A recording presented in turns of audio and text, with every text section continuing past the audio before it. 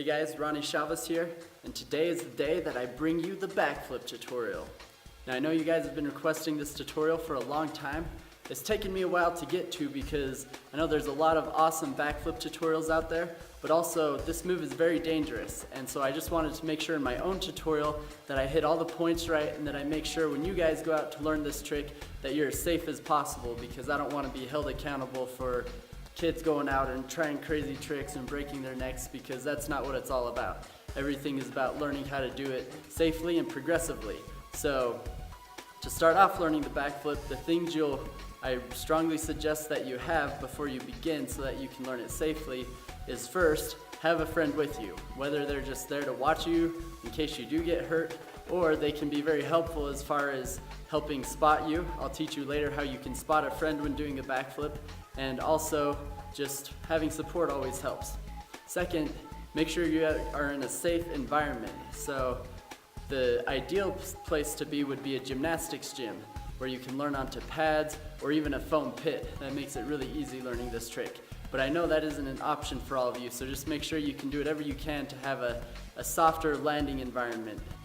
So once you have those things in place, the last thing to know is once you know the techniques to the backflip, make sure that once you go to start doing it, that you commit 100%, because if there's any sort of hesitation when you go to do the backflip, that's how you get hurt, is going up in the air and then freaking out. That's how people land on their heads and break their necks. So make sure that when you do decide to go for it, that you are committed 100%, that you have no fear in your mind and you just feel confident in it.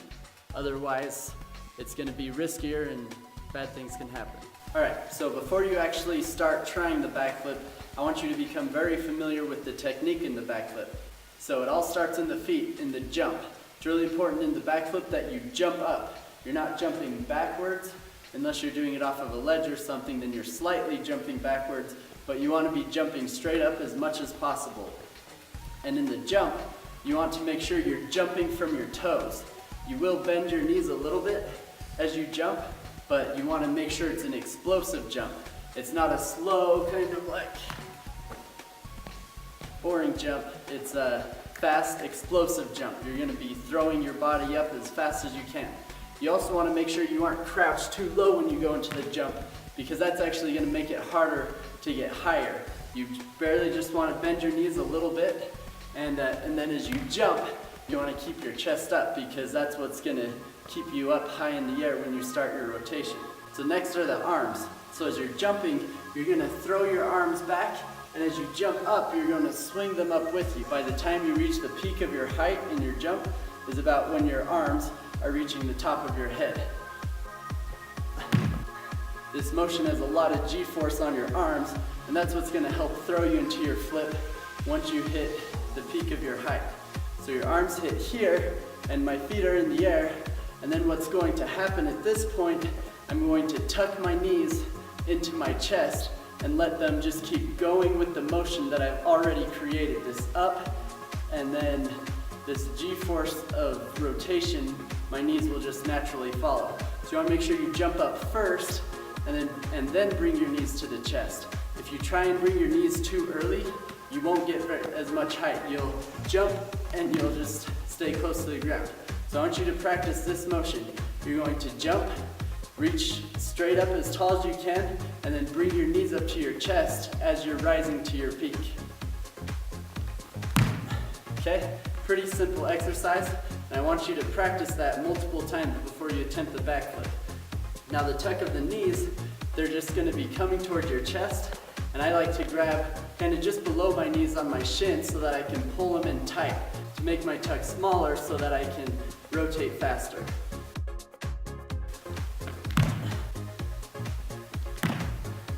Something you want to avoid when jumping into the backflip is that you're not looking back like this as you jump into it. You want your head to just naturally be facing forward with wherever your shoulders are. And then as you throw up, you'll look up, but you're not whipping your head back. You're just looking to where you're going. So your head should just naturally go wherever you want to be looking for the backflip. Another problem people tend to run into is whether it's because they're scared or just their body doesn't know how to stay straight, they'll cheat off to the side and kind of do backflips over the shoulder. But it's going to teach you bad form, and it's going to take a long time for you to break that habit. So you really want to make sure you focus on just going straight back, and that's just keeping everything centered, that as you go up, your arms are centered, your shoulders are back and straight, and everything, especially where your eyes are going, is just straight up and down. You're not cheating your head to the side to try and spot your landing earlier, because wherever your head looks, your body is going to start following that, and then it's going to throw off your whole backflip. So make sure that you just are looking straight back and watching for the ground to come around so that you can spot your landing.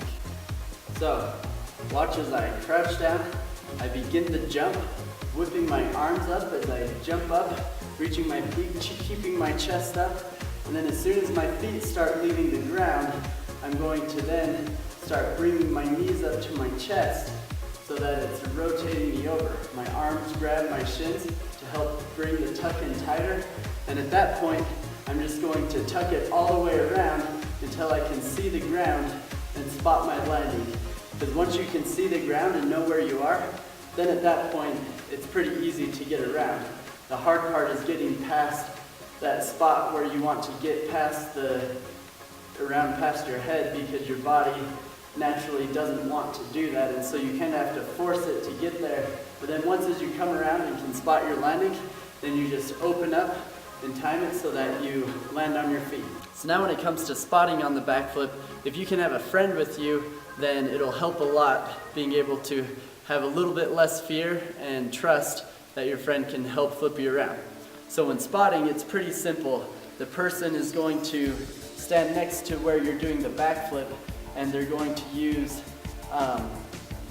one hand to push against the back side of your leg and the other hand to lean against your lower back. And they're not going to really be touching you at first, but as you jump and go into it, they're going to use this arm to flip your legs to give you some momentum, and they're just keeping this arm rigid so that your back has something to rotate over.